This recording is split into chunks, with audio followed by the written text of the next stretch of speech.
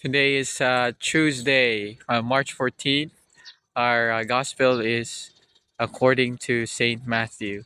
Peter approached Jesus and asked him, Lord, if my brother sins against me, how often must I forgive him? As many as 7 times? Jesus answered, I say to you, not 7 times, but 77 times. That is why the kingdom of heaven may be likened to a king who decided to settle accounts with his servants.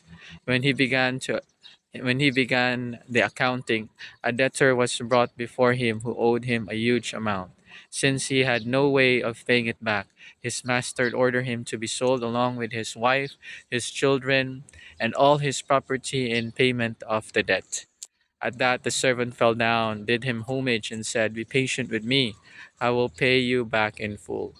Moved with compassion, the master of that servant let him go and forgive him the loan.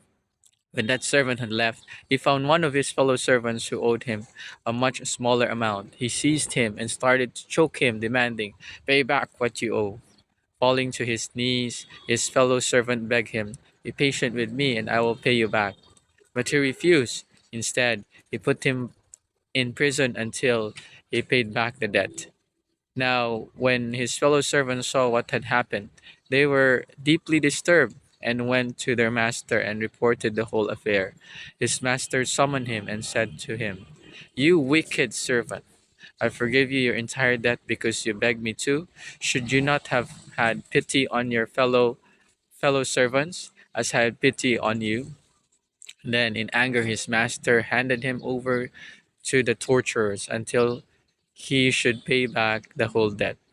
So will my heavenly Father do to you, unless each of you forgives his brother from his heart.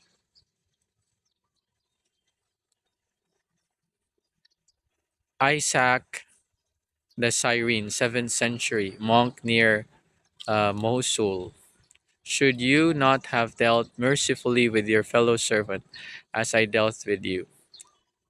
On the one hand, compassion, on the other, the judgment of simple equity. If they dwell in one and the same soul, they are like a person who adores God and idols in one and the same house. Compassion is the contrary to the judgment of simple justice. Judgment that is simply equitable implies the equal sharing out of a similar measure for everyone. It gives to each what he deserves, no more. It does not lean towards one side or the other, exercises no discernment in its distribution. But compassion arises because of grace. It leans towards all beings with the same affection, not accepting to give simple retribution to those who are worthy of punishment, and it fills beyond all measure those who are worthy of good. Thus, compassion is on the side of justice. Judgment that is simply equitable is on the side of evil. Just as grain of sand does not weigh so much as a heap of gold does, God's equitable justice does not weigh as much as his compassion. The sins of all flesh are like a handful of sand falling into the great ocean compared to God's providence and mercy. Just as an abundantly flowing spring cannot be stooped up by a handful of dust, so the Creator's compassion cannot be overcome by the malice of creatures.